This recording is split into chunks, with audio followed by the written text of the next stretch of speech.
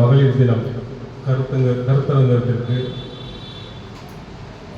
வருகை புரிந்துள்ள அனைத்து நல்ல உள்ளங்களையும் வருக வருக என வரவேற்றுக் கொள்கிறேன்.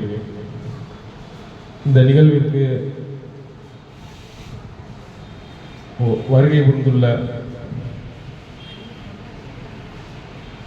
நாகமன்ற குழு உறுப்பினர் முனீஸ்வரி அவர்களும், சித்ரா மற்றும் சசிகலா பானு முத்துமாரி அவர்களையும், வாழ்த்துறை வழங்க வந்துள்ள பிச்சைக்கனி எம் சாந்தி சிஐடி தையல் நகர் செயலாளர் நிர்வாகிகள் அனைவரையும் வருக வருக என வரவேற்றுக் கொள்கிறேன். மற்றும் இந்த நிகழ்வை சிறப்பாக ஏற்பாடு செய்துள்ள திருமதி ரேணுகா தேவி மாவட்ட துணைத் தலைவர், யார் நமக்கு என்ன செய்தார்கள் என்று நினைப்பதை விட நம்மால் யாருக்கு என்ன செய்ய முடியும் என நினைக்கும் திருமதி ரேணுகா தேவி அவர்களை வருக வருக என வரவேற்றுக் கொள்கிறேன். மற்றும் இந்த நிகழ்விற்கு தலைமை வகித்துள்ள எஸ் ரிமோட்டா நகர செயலாளர் அவர்களையும் வருக வருக என வரவேற்றுக் கொள்கிறேன். சாதனைகளோடு சரித்திரம் படைக்க கடவுளால் படைக்கப்பட்ட கற்பக விருட்சமும் தான் பெண்கள். உடல் உறுதி கொண்ட பெண் சிறப்பு மிக்கவள்.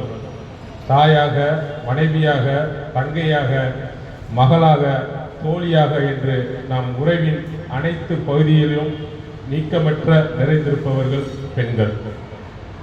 ஒவ்வொரு ஆணின் வெற்றிக்கும் பின்னாலும் ஒரு பெண் இருப்பாள் என்று கூறப்படுவது இதனால் தான்.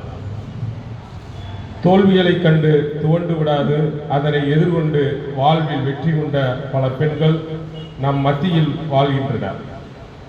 இந்த உலகில் பெண்கள் இன்றி அணுவும் அசையாது. பெண்கள் தினத்தை பெண்கள் மட்டுமே கொண்டாடாது, ஆண்களும் கொண்டாட வேண்டும் என இந்த தருணத்தில் நான் கேட்டுக்கொள்கிறேன்.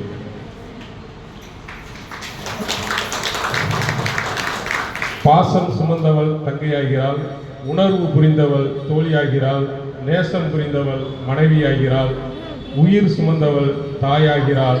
பெண்ணின்றி அமையாது இவ்வுலகிற்கு அனைத்து மகளிருக்கும் மகளிர் தின வாழ்த்துக்களை தெரிவித்துக் கொள்கிறேன்.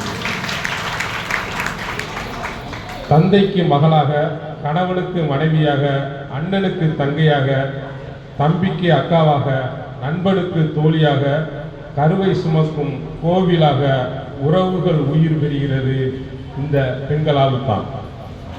பெண்களுக்கு தனது அம்மா மற்றும் அப்பாவை கவனித்துக் கொள்ளும் உரிமை கிடைத்திருந்தால் நமது தேசத்தில் முதியோர் இல்லம் என்ற ஒரு இல்லமே இருந்திருக்காது. பெண்கள் தனது மாமியார் மாமனாரையும் அதேபோல் பாவித்தார்கள் என்றாலும் இந்த முதியோர் இல்லங்கள் தோன்றாது. அப்பேற்பட்ட பெண்களை நாம் வாழ்த்துவோம். இடைவிடாமல் பெண்கள் கேட்பது இன்னும் கொஞ்சம் உரிமைதான், சம உரிமையைத்தான் தருவாய் என சொன்னார்கள். தந்துவிட்டதாய் சொல்கிறார்கள்.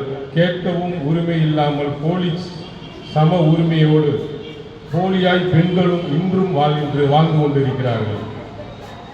எத்தனை நாள் வாழ்வோமோ போலியாய் என்று இன்றும் அவர்கள் கடைபிடித்துக் கொண்டிருக்கிறார்கள். பெண்ணை நீ கலங்குவதற்காக பிறக்கவில்லை, கதிரவன் போல் ஒளி வீசுவதற்காக பிறந்துள்ளாய். மற்றவர்கள் நிழலில் நீ வாழ பிறக்கவில்லை, உன் நிழலில் மற்றவர்கள் வாழ பிறந்துள்ளாய். ஒரு ஆணுக்கு பின்னால் பெண் என்பதற்காக நீ பிறந்துள்ளாய். இல்லை, ஒரு ஆணுக்கு நிகரானவள் தான் பெண் என்பதற்காக பிறந்துள்ளாய் என நினைவு கொள். ஆண்களை சுற்றி அத்தனையும் பெண்கள், ஆண்களை சுற்றி அத்தனையும் அன்பை பொழியும் அன்னையாகவும், அறிவை பெருக்கும் ஆசிரியராகவும், அக்கறை செலுத்தும் சகோதரியாகவும், தோழமை காட்டும் தோழியாகவும், மனத்தோடு கரைந்துவிட்ட மனைவியாகவும், மகிழ்ச்சியை இறைக்கும் மகளாகவும், தந்தையான பின்பும் நம்மை குழந்தையாய் பார்க்கும் பாட்டியாகவும், ஆண்களை சுற்றி பல பருவங்களில் உருவங்களிலும் நிறைந்திருக்கும் பெண்களை நாம் போற்றுவோம். பெண்கள் நினைத்தால் எதையும் சாதிக்கலாம் என்பதற்கு ஒரு சில உதாரணங்கள். நான் கமலா நடராஜன் அறக்கட்டளை என்றும் அறக்கட்டளையை நடத்தி கொண்டு வரும்போது அதில் ஒரு நாள் ஒரு பெண் வந்து என்னிடம், நான் நல்ல குடும்பத்தில் வளர்ந்து வசதியான குடும்பத்தில் வளர்ந்து வந்த என்னை ஒருவருக்கு திருமணம் செய்து வைத்தார்கள். எனது கணவன் தினமும் குடித்துவிட்டு பல செயல்களினால் என்னால் அந்த கணவனையும் இழந்துவிட்டு இப்பொழுது தனியாக இருக்கிறேன்.